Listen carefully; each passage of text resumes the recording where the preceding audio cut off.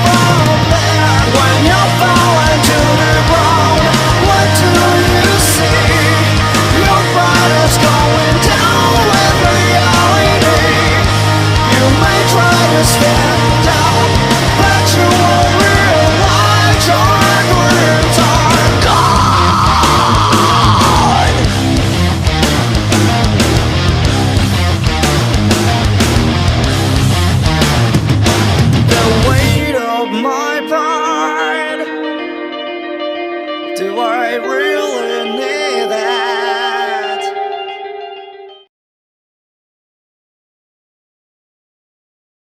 Hey, fellow fishermen and those who are interested in bass fishing and looking for a good channel to plug into and get some of the latest fishing tips and hits and just to learn the basics of fishing and how to move certain baits,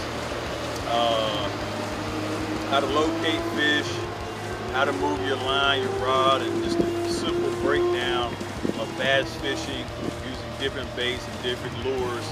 Come check me out, Tactical Fishing. My name's the Nature Boy, and I'll be your guide to hooking up with those big fish.